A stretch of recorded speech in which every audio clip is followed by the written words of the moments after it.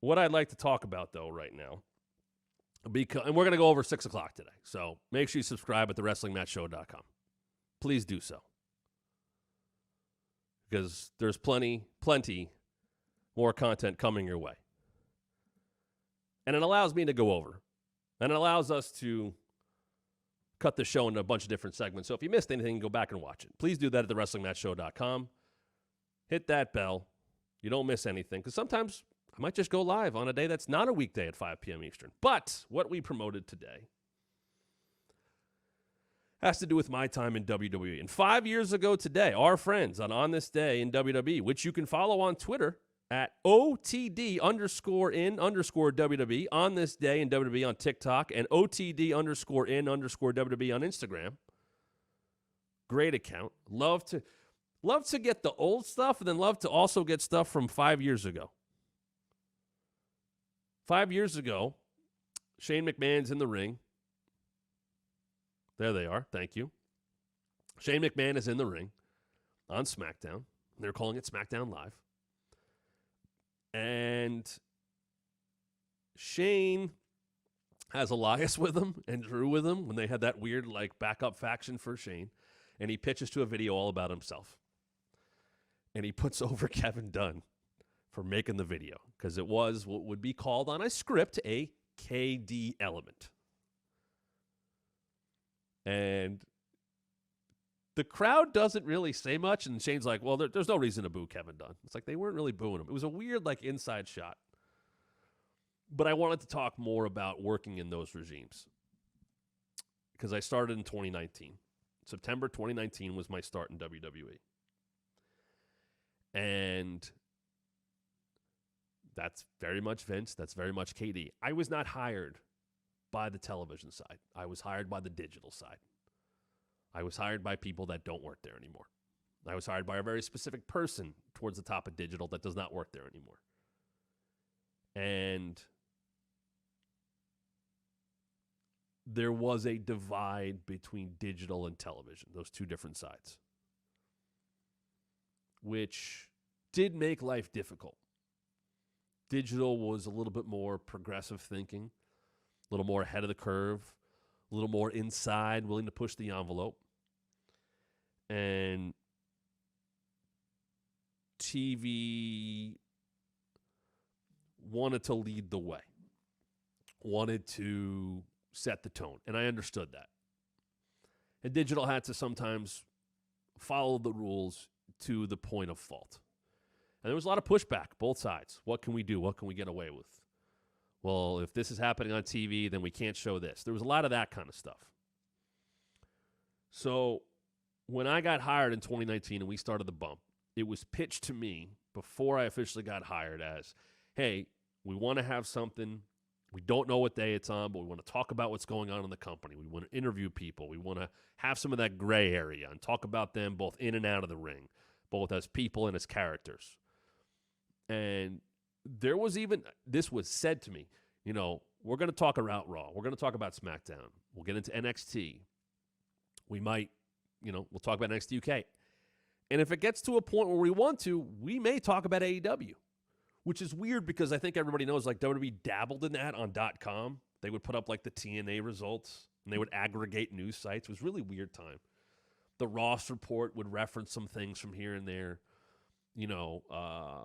Brock coming to headquarters with Jerry Jarrett was documented on there, even though he didn't come back.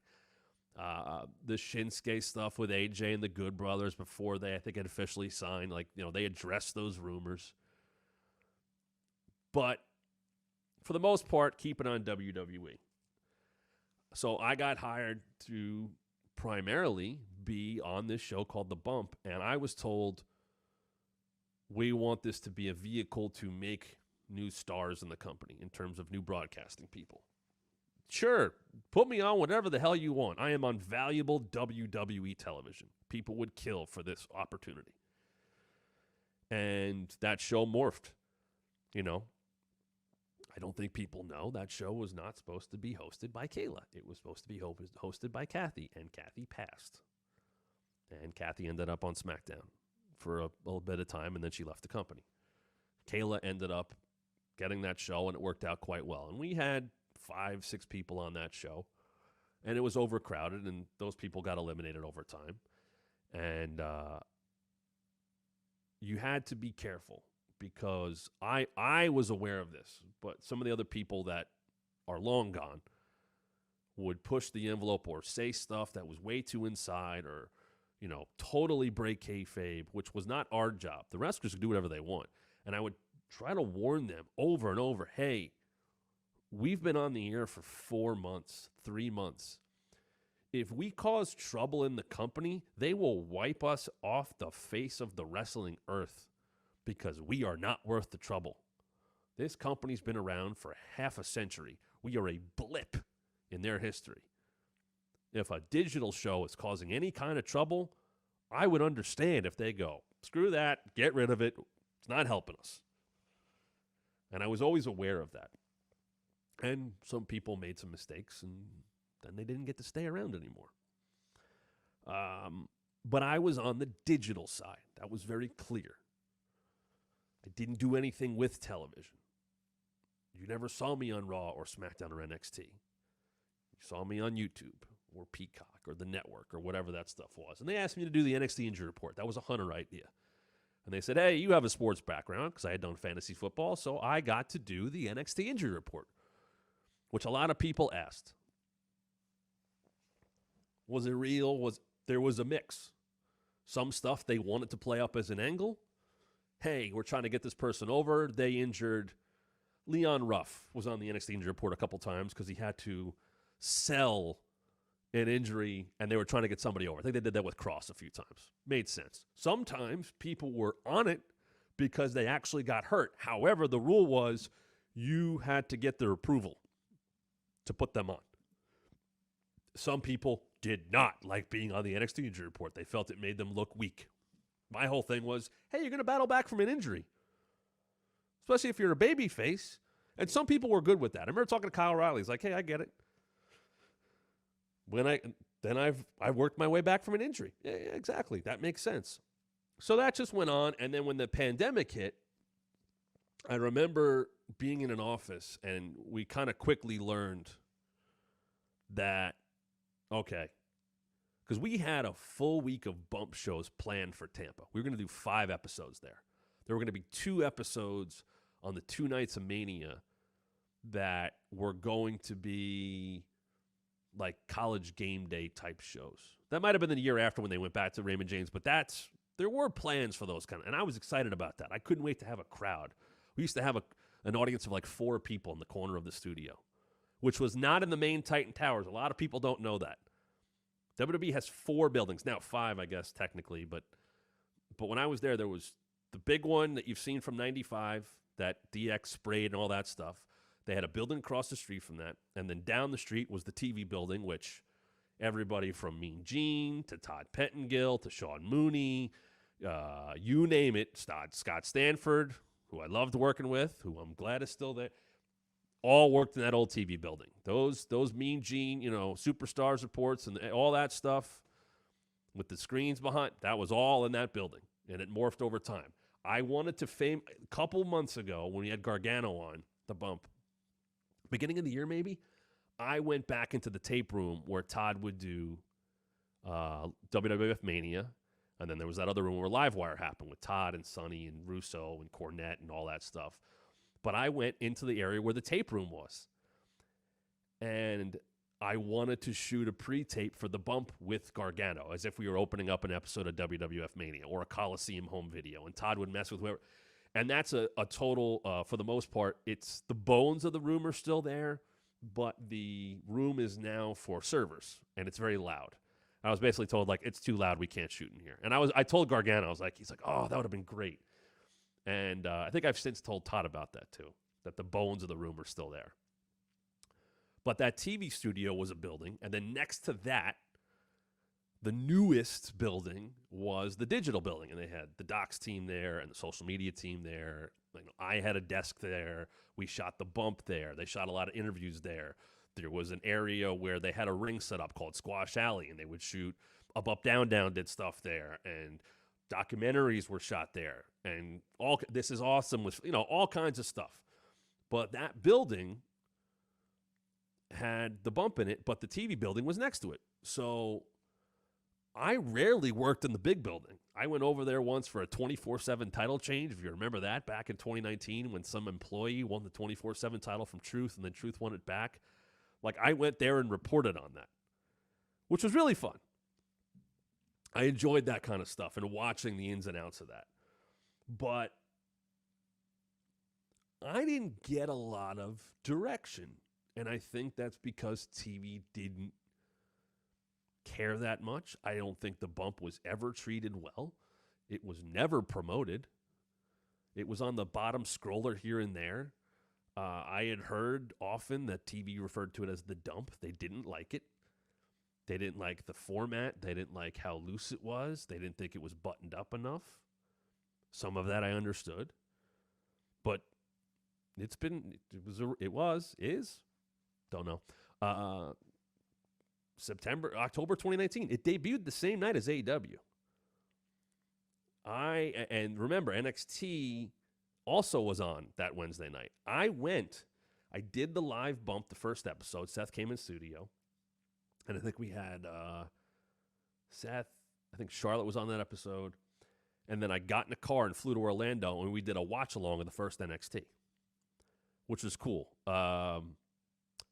Stokely Hathaway is on that watch-along. He's also on the pre-tape for it. That's a nice little tidbit in there. And we talked about all the shirts that NXT people got, including a very specific shirt that did not go so well and did not do well for the company. But that was the day all the NXT people got their own shirts. They all looked, they had their own logo. And so that's how things started. And AEW is going on, and we're absolutely paying attention to that.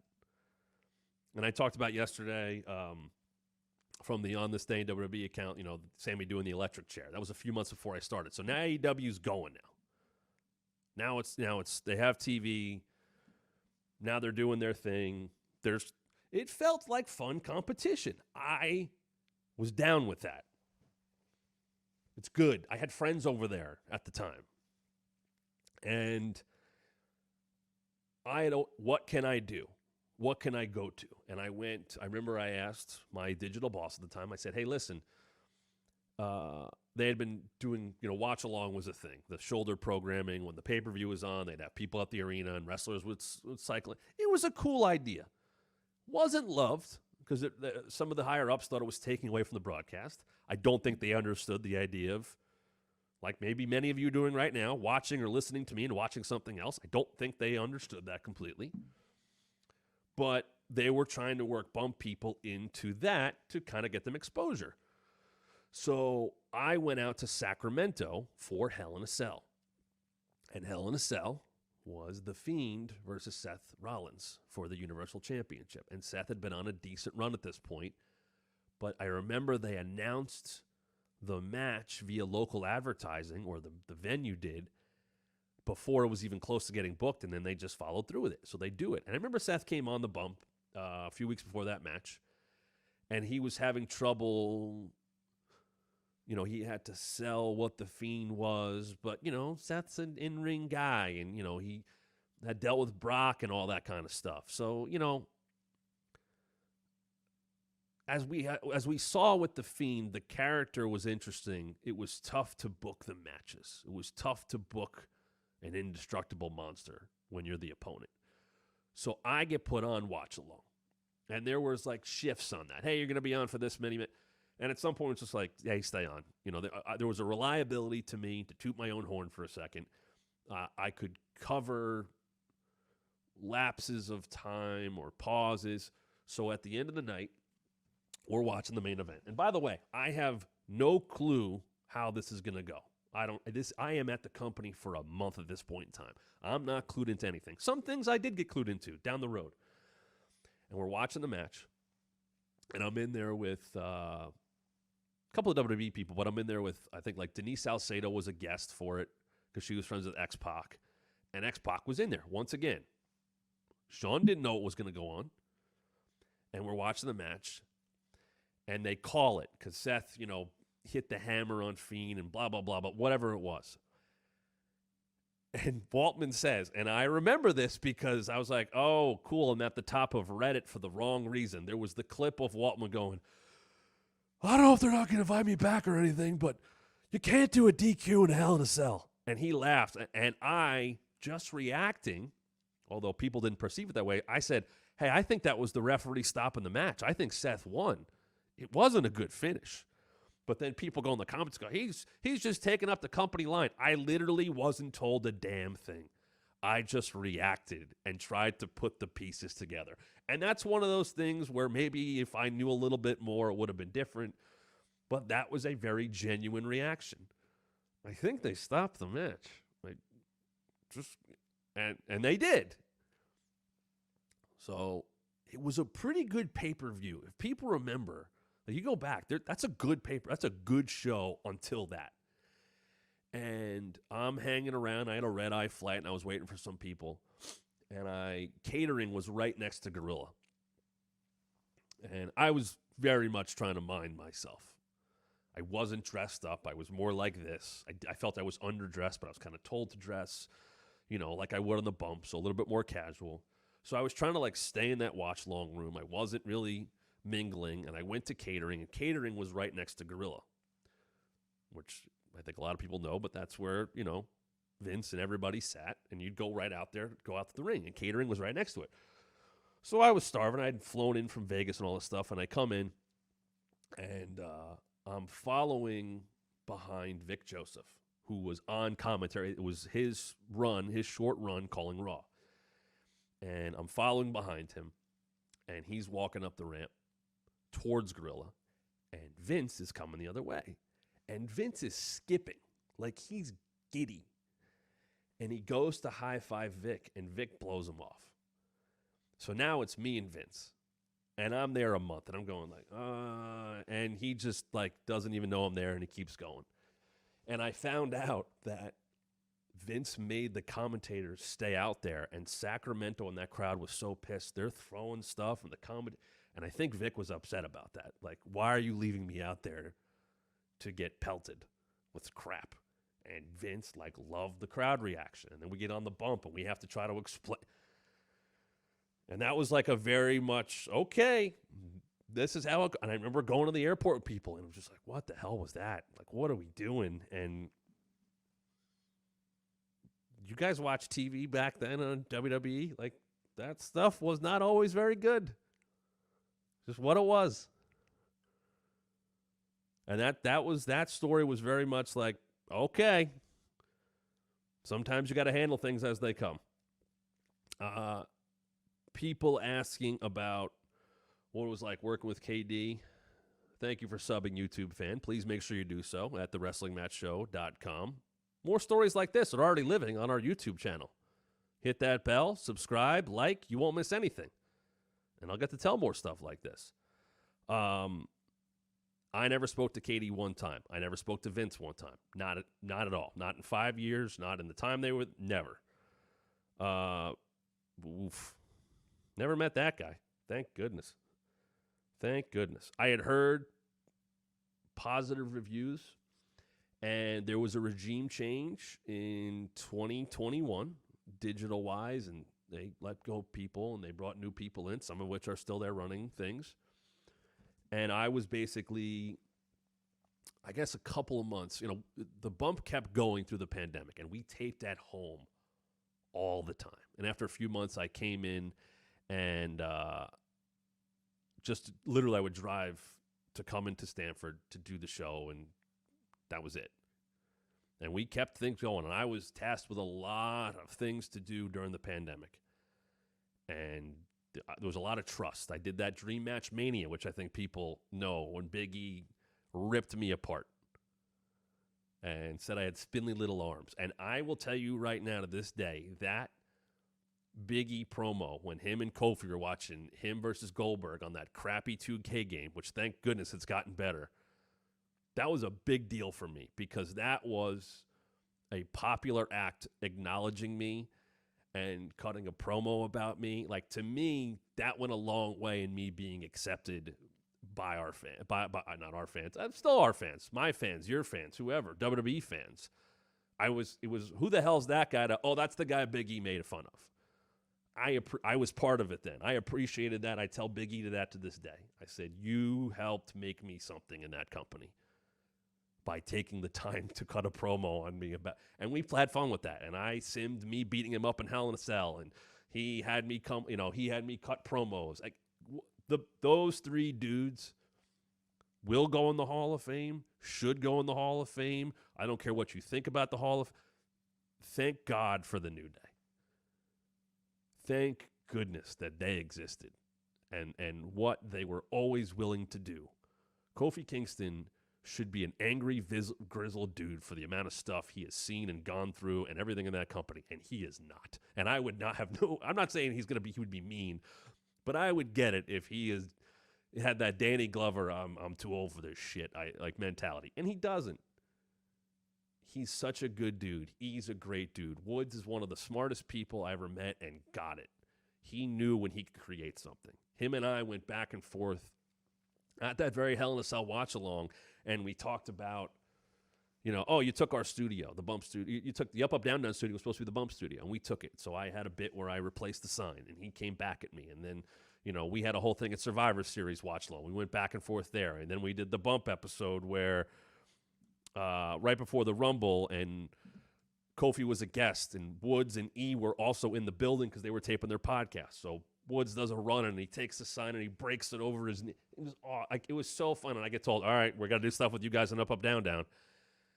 And we have fun. I learned during that time, when a big thing I helped set up was, if you remember this is a bit of a deep cut, Christmas 2019 on the network, I worked with Stokely Hathaway, then Malcolm Bivens, our social team, the network team, and he shot a bunch of vignettes at the PC in a ring with Zaya and Wendy Chu and Roddy and Marina and Troy Boy and all these people and Indy, and it was about, we had this bit that I created very much like Matt Damon on Jimmy Kimmel. I'm sorry I ran out of time. And it's like, hey, can we start doing that with Bivens?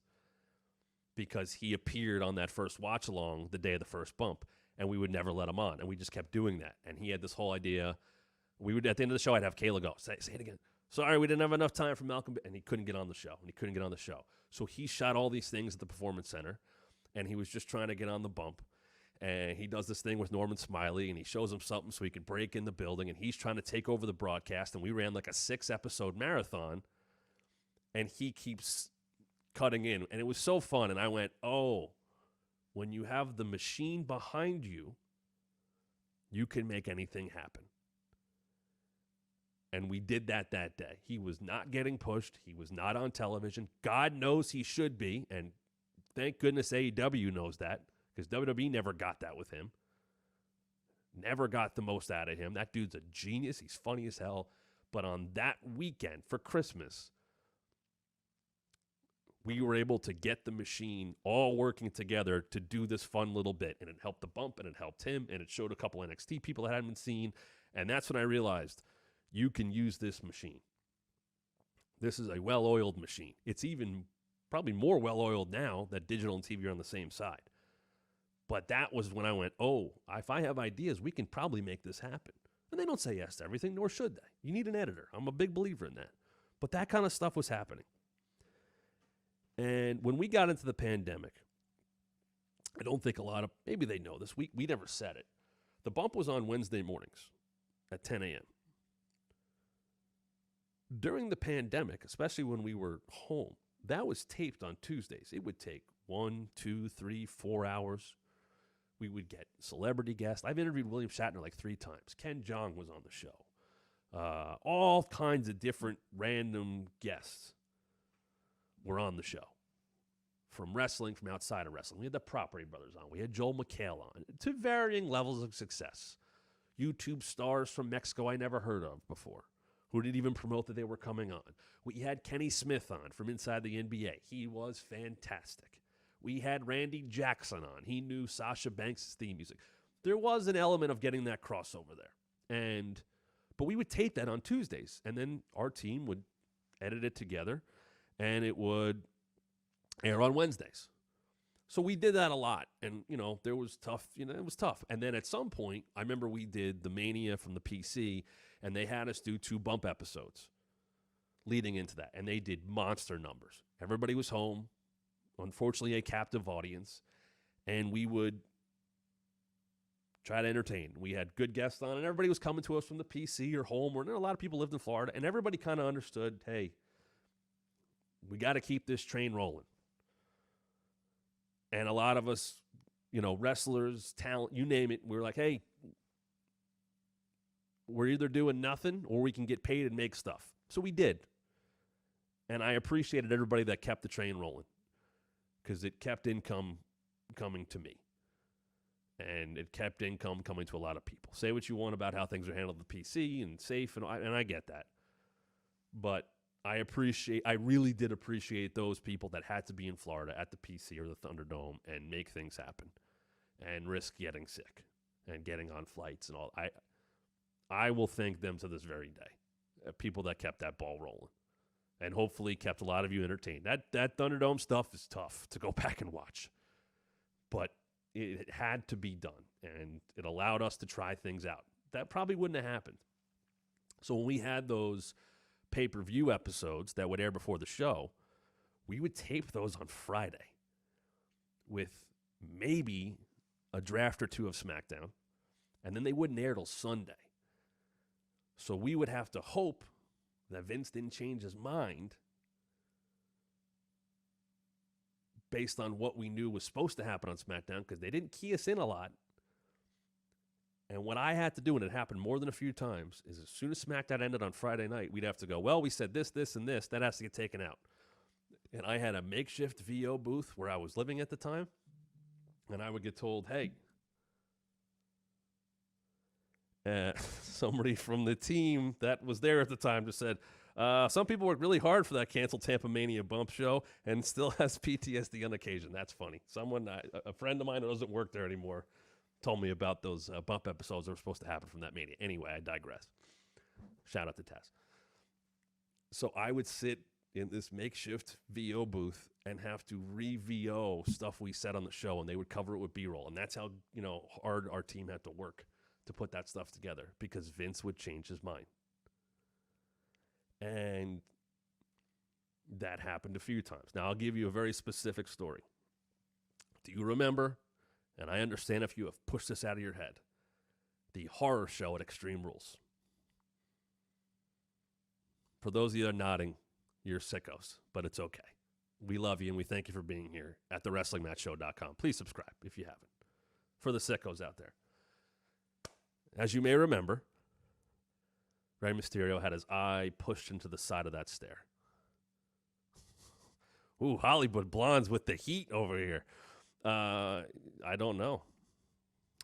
By the way, new record for viewership going on right now. Thank you very much. And climbing. So back to the Rey Mysterio story. Sorry, I am a digressor and a tangenter. Rey gets his eye pushed into the corner of the stairs. I will tell you, he was supposed to lose his eye. Vince hated how it looked. They bailed on it. So they do the thing, and they got to sell it. I think Tom Phillips had the call. And then what did Rey do, right? He wore that mask with the eye cover. So that was July, and I looked this up. We recorded an episode of The Bump. It was the Halloween episode. October, obviously. 3 months. 3-month difference. I am sorry for that. That's me in the corner. That's me as Doink, okay? So that episode where it says, put it back up again, Tom, if you could for a second. I want to show you something. On the phone, Rey Mysterio. See his eye, that cover over his right eye? That interview was not on the phone. You can take it down now. It's okay. We don't need to see any of that awful, dirty-ass Doink I did. Makeup by yours truly, by the way. Rey did that interview from his home, and he wore a mask that didn't cover the eye. I don't think anybody cared or was even paying attention to that anymore. That storyline was dead. It was over. Everybody had moved on from Dom to Rey to Seth. And Rey was talking about, I think he was talking about Halloween Havoc and Halloween Havoc 97, and he went and we had, I think, Giancarlo, an MVP at AEW behind the scenes, had put together this video package, and I'm sorry if I'm blanking on the name, of whether it's Tom or somebody in the chat could tell me. Rey's mask designer, I believe, lived in Japan, and we had a whole great video package about that. And as it aired, as we were taping this, Rey went and got the mask, or some special mask. He had like the kiss, and it was such a special moment, and we could tell how much it meant to Rey. And he left the interview, went and got multiple masks, and literally showed them to us. And you can tell how much it connected with Rey the human, not the performer that we saw on Raw last night, who's still working at the top of his game. You could tell how much it connected with him. Masahiro Hayashi, thank you, Tom. I knew you'd come through. They had gotten comments from him, and Rey talked about him. And I get a call that night from some of the Bump crew. Hey, did you notice anything wrong about Rey? And it was like a legit question. And I was like, what? He didn't have the mask, the correct mask. He's supposed to potentially still be selling the injury. And then it was a matter of, what do? We just got this unbelievable interview. We took up Rey's time. We were always cognizant of that, whether they came to Stamford and no one liked coming to Stamford, Connecticut, or they gave us time from home, off the clock, you know, or off the normal clock of what they, you know, Bump was an extra. And Rey gave us time and took us inside his home, and we didn't want to lose that. And I was like, guys, so what we had to do was that graphic you saw. Put up one more time if you can, Dom. We had to pretend that Rey was via phone. And we lost so many big parts of the interview. And there you see Rey. Like, we had to pretend. They put that graphic up, and you hear us talking to him, and it sounds perfect and crystal clear because it was a video interview. CW Summer, geez, I was the most dedicated enjoyer of WWE TV during that time, and even I wouldn't have cared about the mask. Yeah, you know what? They bailed on it like 2 weeks later. I'm convinced that some creative people on the TV side just messed with us. But that's the kind of stuff that we weren't keyed in on, and that would happen. And if we wanted to avoid getting a slap on the wrist, or worse, or someone getting in trouble, that's what we had to do. I can't tell you how many, Tom, what I had to do was dress as Creepy Doink to distract from Rey's. You know what's funny? You know who else I interviewed on that episode? William friggin' Shatner. Tried explaining to William Shatner why he's getting interviewed by Kayla as Chucky, a Papa Shango, and a dirty-ass Doink. Admit, like, and Popolo was a Dudley Boy, which is a costume I think he borrowed from me when I was on a different show.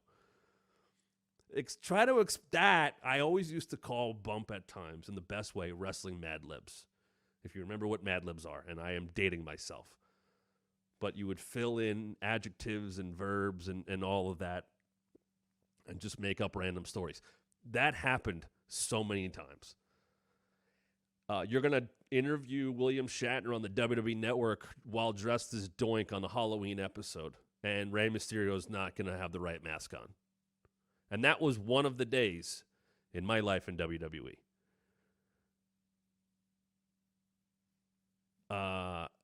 I have a lot of those stories. Somebody was asking about, like, you know, my dealings with Vince. I didn't deal with them. I got called in. I got a call July 2021, July 4th weekend, and I was told, hey, some TV people want to meet with you. And like I said, I hadn't crossed over to the TV side. Not a thing anymore, for the most part. Talent is talent. Broadcast talent's broadcast talent. You work on everything. Okay, cool. And some major TV executives of the company said, hey, we want to bring, we're going to change up Raw Talk and Talking Smack. You know, they've been doing it from the Thunderdome, so it was just kind of a stationary set. It was always there. It was Kayla and Heyman, which was the second iteration of the show after Renee and Brian. Both good in their own right. And I went, okay, we have an uphill battle. I'm not as established. People love those combinations. Heyman was doing great work. Kayla was doing great work. Renee and Brian created the show. I would love them to bring that back someday because their rapport, what they did on that show was so fun. It inspired a lot of things for me on the bump because it was so loose. And I got told, hey, we're going to bring that show when we go back on the road. It was brought back in a new format when they went back on that Money in the Bank loop, that Texas loop. They ran SmackDown, first show back, and then Money in the Bank when Big E won and all that, and then Nikki cashed in Money in the Bank, that Raw, all that stuff.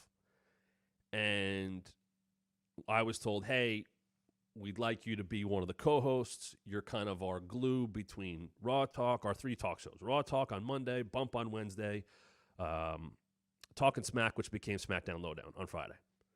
Okay, but the person that you're going to maybe work with can't audition. She's busy with NHL. And I didn't know her. I was like, oh, Jackie Redmond, right? Like, yeah, her.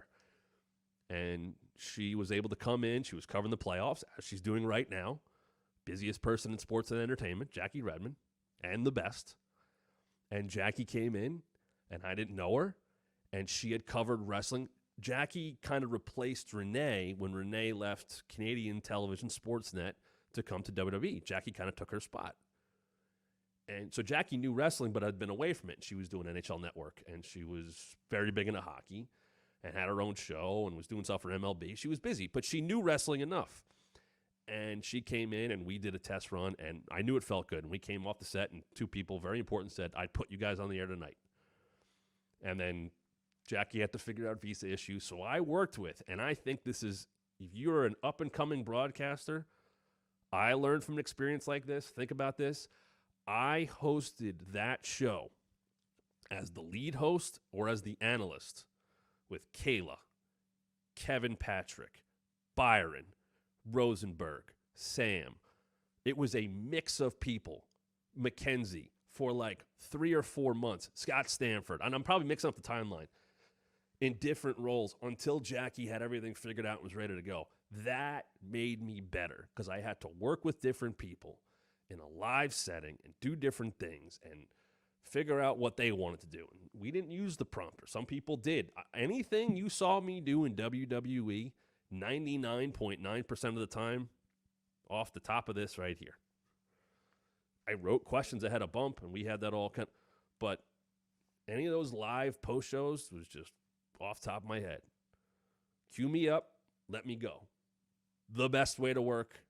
Yes, you have to prep. Yes, you have to watch. But I was not given